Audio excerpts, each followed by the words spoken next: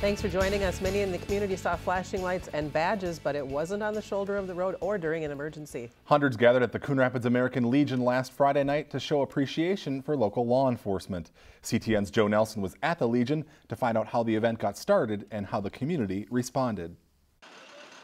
Officers being killed just for doing their job, pumping gas in their squad car, and that's when the idea popped into my head that I should have an event here to show support for our police. 2 months after Texas Sheriff's Deputy Darren Goforth was killed while pumping gas, and just 5 days after Aitkin County Deputy Steven Sandberg was shot and killed while guarding a suspect at a St. Cloud hospital, many in Coon Rapids came to recognize those who risked their lives in the line of duty. We need to work together to create a peaceful society. The daughter of retired Coon Rapids officer Denny Preston, Missy Rumble, coordinated the event that included dinner, bands, a silent auction with proceeds going to fallen officers' families, and words of gratitude. The officers are not superhuman, and they're forced sometimes in impossible situations. Typically, if somebody's calling 911, it's not because they wanted to tell us they're having a good day. And so this is just an opportunity for, I think, the community to come together and remind the peace officers the majority of the community does in fact still support their protectors. Rumble says with negative perceptions of police influenced nationally by officer-involved shootings or personally through negative interactions, it was a necessary gathering to have. There's a lot of people that believe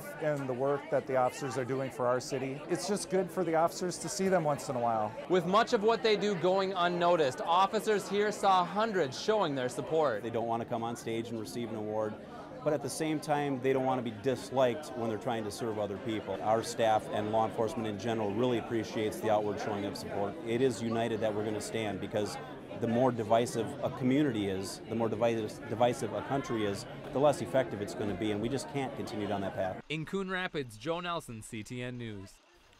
Rumble says the event was initially named Police Lives Matter, but it was changed to Law Enforcement Appreciation to avoid alienating anyone from the night's purpose.